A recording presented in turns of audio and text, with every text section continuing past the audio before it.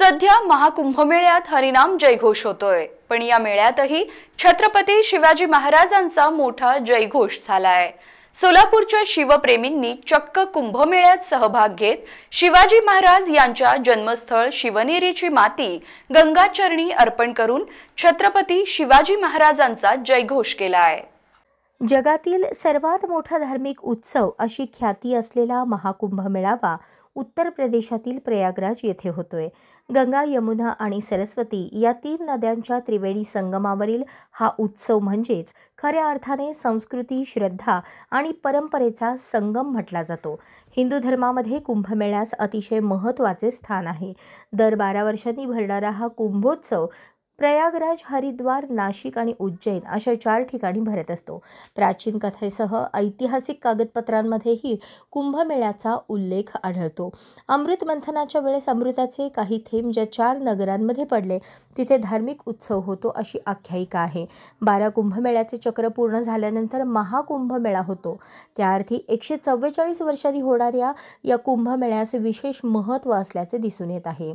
यंदा पौष पौर्णिमेच्या दिवशीच म्हणजे 13 जानेवारीला प्रारंभ झालेला हा उत्सव 26 फेब्रुवारीपर्यंत तब्बल 45 दिवस सुरू असतो।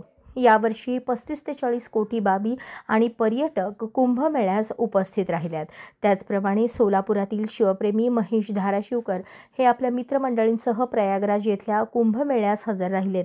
मात्र त्यांनी या यात्रेत छत्रपती शिवाजी महाराज यांचे जन्मस्थान असलेल्या शिवनेरीची माती न्यायला देखील ते विसरले नाहीत। त्यांनी ही पवित्र माती या त्रिवेणी संगमात अर्पण केली आहे आणि चांदीच्या शिवमूर्तीस त्रिवेणी संगम तीर्थाचा अभिषेक घालत छत्रपती शिवाजी महाराजांचा जयघोष केलाय।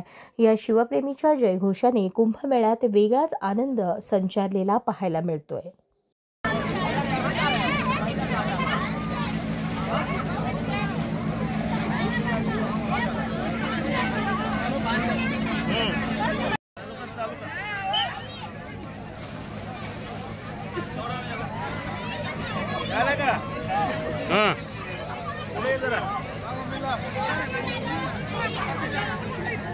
छत्रपती शिवाजी महाराज ज्या ठिकाणी जन्मले त्या शिवनेरीची माती आम्ही या गंगेमध्ये अर्पण करत आहे। आता फोटो स्टॉप करू।